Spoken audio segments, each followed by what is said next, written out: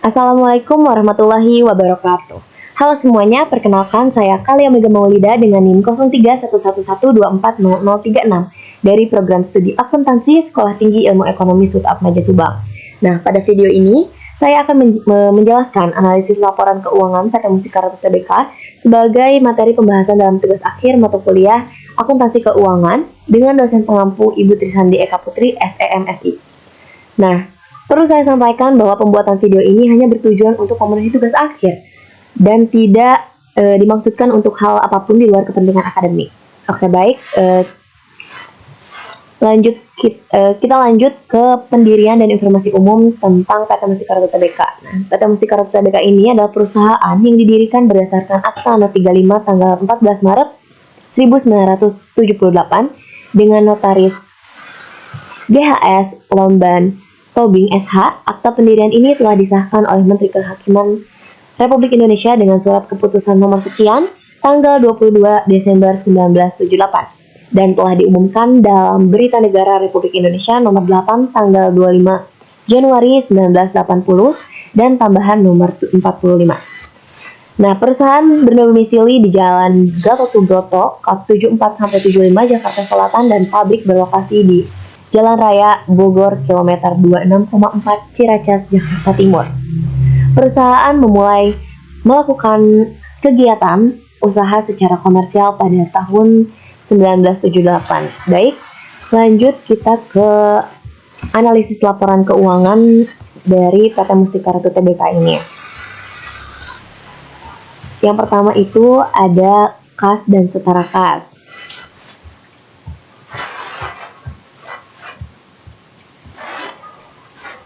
Nah, untuk kas dan setara kas ini adalah adalah alat pembayaran yang siap dan bebas dipergunakan untuk membiayai kegiatan PT Mustika Ratu Tbk ini. Setara kas adalah investasi yang sifatnya sangat liquid, berjangka pendek, dan dengan cepat dapat dijadikan kas dalam jumlah yang dapat ditentukan dalam memiliki resiko perubahan nilai yang tidak signifikan dengan jangka waktu 3 bulan atau kurang sejak tanggal penempatan dan tidak digunakan sebagai jaminan atau tidak dibatasi penggunaannya. Kas di bank dan deposito berjangka dalam dibatasi penggunaannya sehubungan dengan persyaratan perjanjian pinjaman atau perjanjian lainnya disajikan sebagai kas di bank dan deposito berjangka yang dibatasi penggunaannya sebagai aset tidak lancar.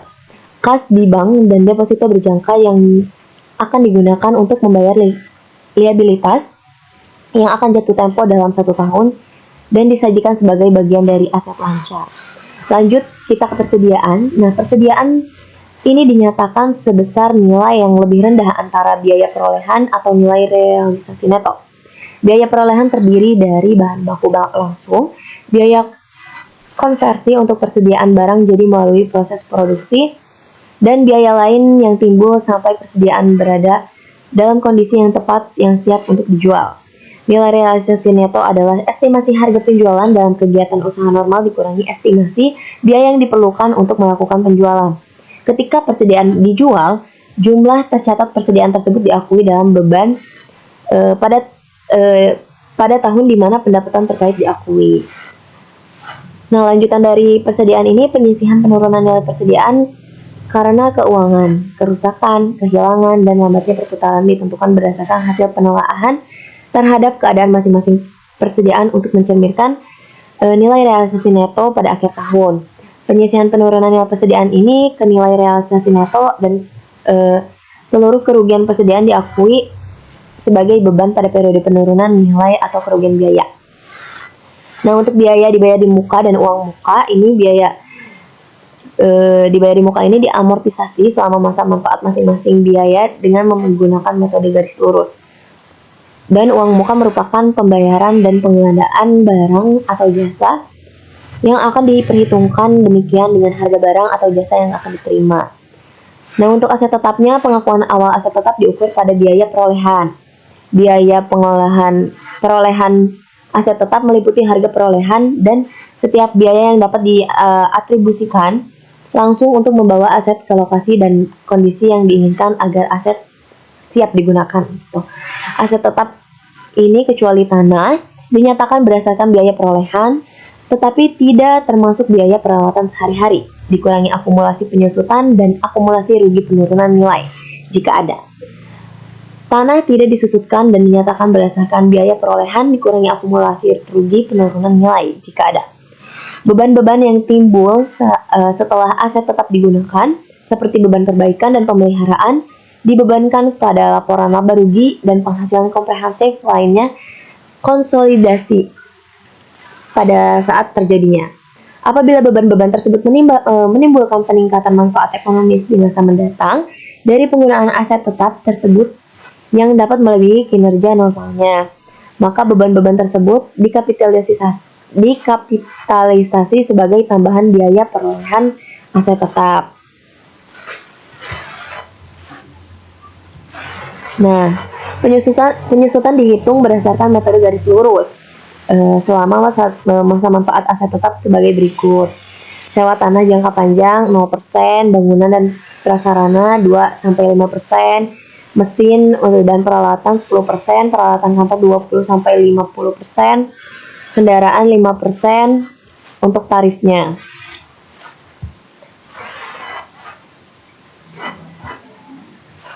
Lalu nilai tercatat aset tetap ditelaah kembali dan dilakukan penurunan nilai apabila terdapat peristiwa atau perubahan kondisi tertentu dan mengindikasi nilai tercatat tersebut tidak dapat dipulihkan sepenuhnya. Nah, kita lanjut ke sewa. Grup sebagai penyewa. Nah, pada tanggal awal dimulainya suatu kontrak, grup ini menilai apakah kontrak merupakan atau mengandung sewa.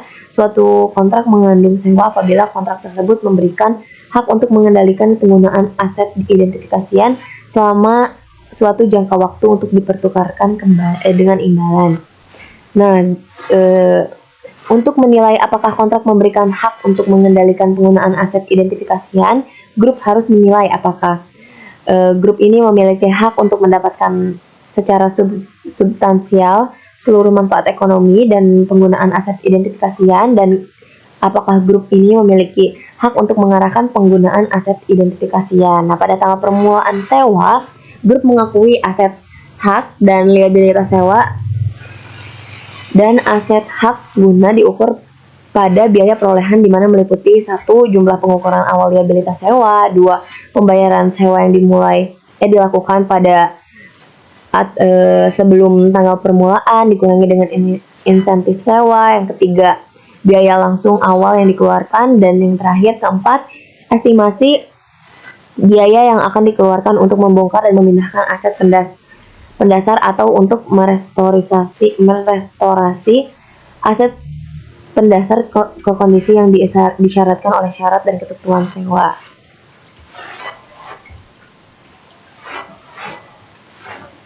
Lanjut untuk properti investasinya. Properti investasi grup ini terdiri dari tanah, aset dalam penyelesaian yang dikuasai grup untuk menghasilkan sewa atau untuk kenaikan nilai atau kedua-duanya, dan tidak untuk digunakan dalam produksi atau penyediaan barang atau jasa untuk tujuan administrasi atau dijual dalam kegiatan usaha sehari-hari.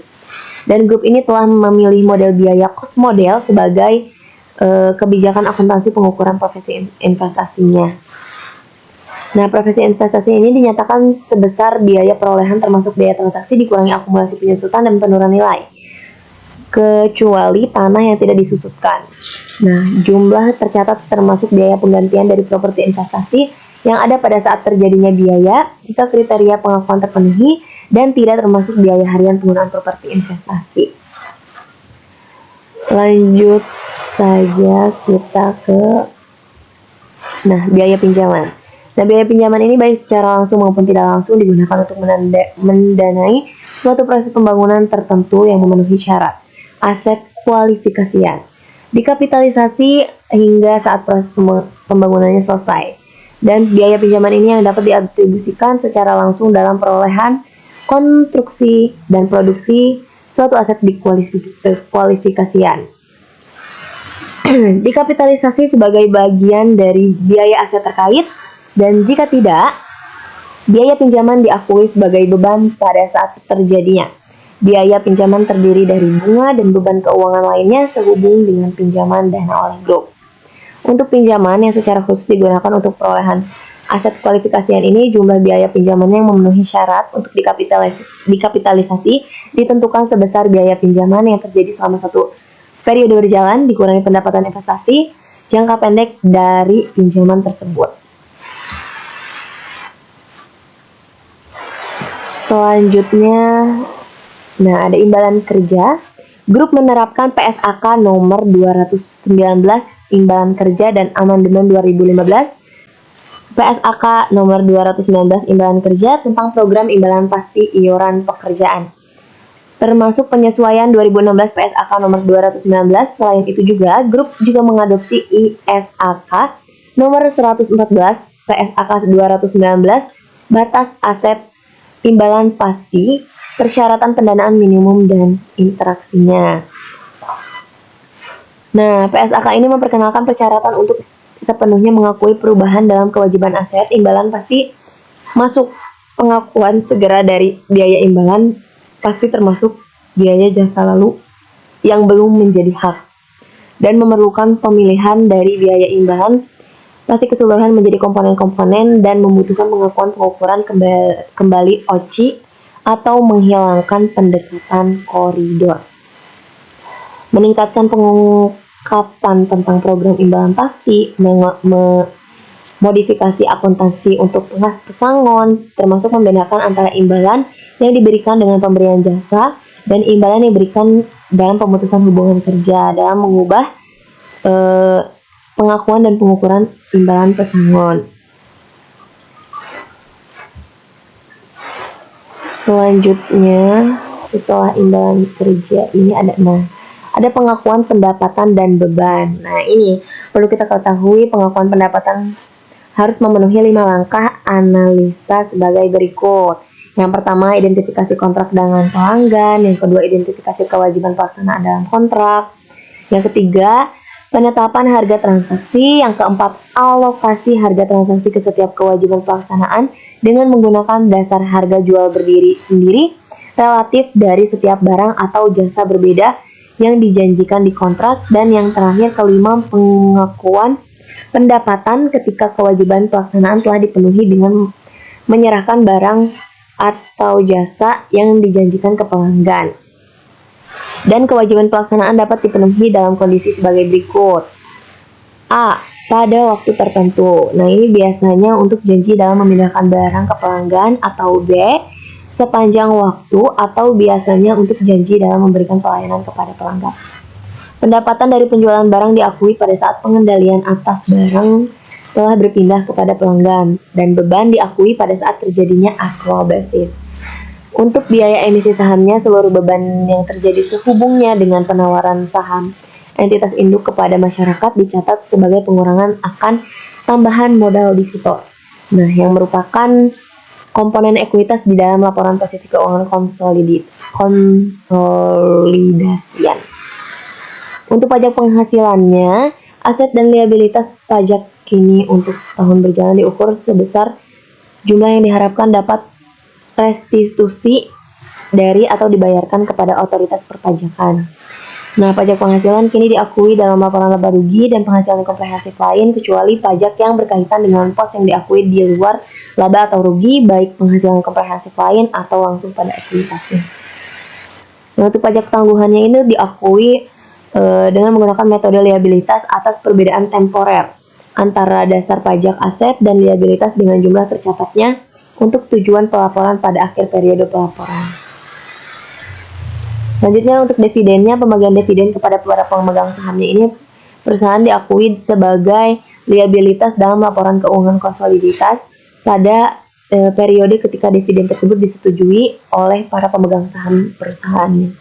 Dan untuk pembayaran berbasis saham, transaksi pembayaran saham adalah transaksi yang dimana entitasnya menerima barang atau jasa dari pemasok barang atau jasa tersebut, atau termasuk karyawan juga dalam pengaturan pembayaran berbasis saham. Atau yang kedua, menimbulkan kewajiban untuk menyelesaikan transaksi dengan pemasok dalam pengaturan pembayaran berbasis saham jika kelompok entitas lain menerima barang atau jasa tersebut. Nah, transaksi pembayaran berbasis saham yang diselesaikan dengan instrumen ekuitas di mana entitasnya menerima barang atau jasa sebagai imbalan atas instrumen ekuitasnya.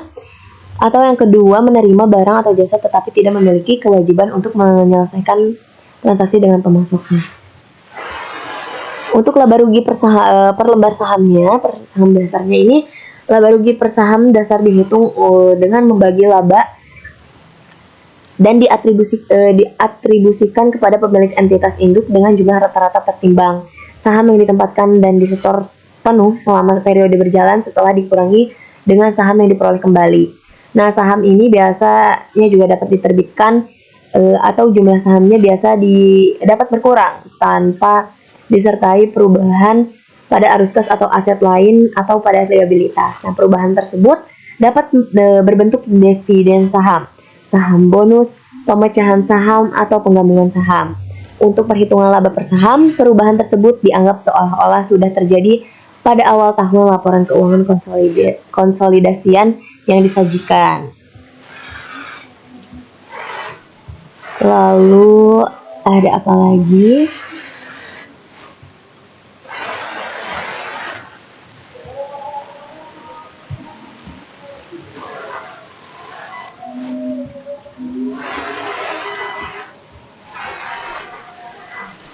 Nah, untuk kas dan setara kasnya, ini kas rupiah dan kas ringgit, karena PT Mustika Ratu Tbk ini selain ada di Indonesia, perusahaan ini juga ada di negara Malaysia. Nah, di sini kita bisa lihat ya, tahun 2023 untuk kas rupiahnya ini ada 224 juta. Tahun 2024 ini ada 472 juta, dan untuk ringgit Malaysia ada 1 juta ringgit, dan 2024 juga sama. Untuk kas di bank ini ada PT Bank Mandiri, Bank Rakyat Indonesia, Bank BCA, Danamon, Bank Permata, Hibang, Pan Indonesia, Jabar Banten, Ina Perdana, dan lain sebagainya. Ada juga dolar Amerika Serikat dan ringgit Malaysia. Nah, untuk piutang usahanya, rincian dari piutang usahanya dalam negeri ini di Jakarta, Jawa Timur, Jawa Barat, Banten, Jawa Tengah, dan untuk luar negerinya negara lainnya. Nah, di sini bisa dilihat saja penjualan tidak langsungnya, jumlahnya segini. Dikurangi cadangan kerugian, jumlah bersihnya jadi 148 pada tahun 2024. Nah, untuk persediaannya, akun ini terdiri dari barang jadi, bahan baku, barang dalam proses, dan barang promosi.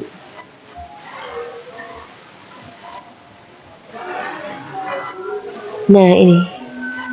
Manajemen berkeyakinan bahwa cadangan penurunan nilai persediaan tersebut telah memadai untuk menutupi kerugian yang mungkin timbul. Pada tanggal 31 Desember 2024, persediaan milik grup telah diasuransikan terhadap resiko kerugian dan kebakaran dengan nilai pertanggungan sebesar 68.921.803.000 rupiah. Tahun 2023 segini, dan untuk ringgit Malaysianya segini. Dan manajemen berpendapat bahwa nilai pertanggungan cukup untuk menutupi kemungkinan kerugian atas risiko tersebut. Dan pada tanggal 31 Desember 2024 dan 2023, nilai persediaan sebesar 30 miliar milik perusahaan digunakan sebagai jaminan atas utang yang diperoleh dari PT Bank Mandiri Persero Tbk. Nah, di sini ada rinciannya lagi tentang aset tetap dan lain-lain. Nah, untuk laba penjualannya, jenis pemilikan hak atas tanah milik PT Mustika Ratu Tbk ini seluruhnya berupa hak guna bangunan atau HGB.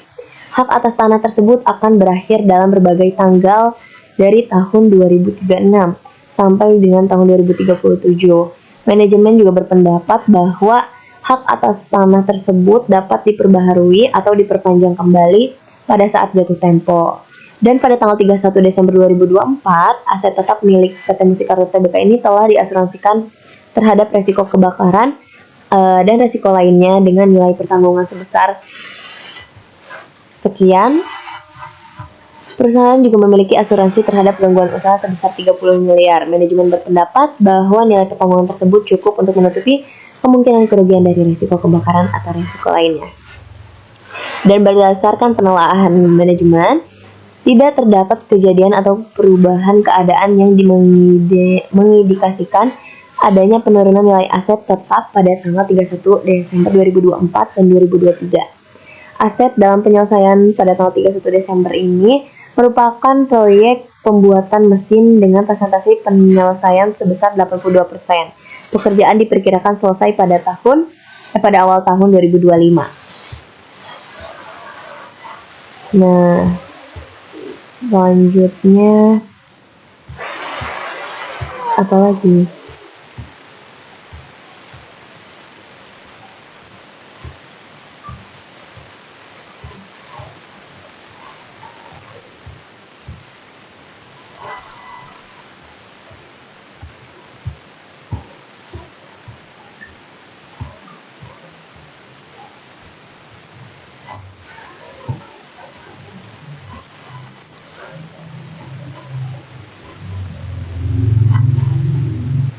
Nah, ini pendapatannya. Untuk pendapatan beban lain-lain ini laba penjualan aset tetap, beban penghapusan, dan beban keuangannya ini. Akun ini merupakan beban bunga dan beban keuangan lainnya pada tanggal 31 Desember 2024 dan 2023 masing-masing sebesar 13 miliar dan 13 miliar juga sama.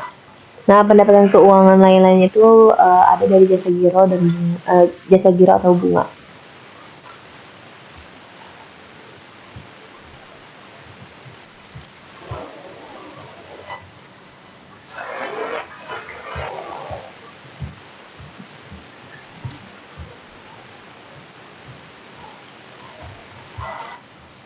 Nah, mungkin cukup segitu yang dapat saya sampaikan. Mohon maaf bila terdapat banyak kekurangan, kesalahan, kekeliruan.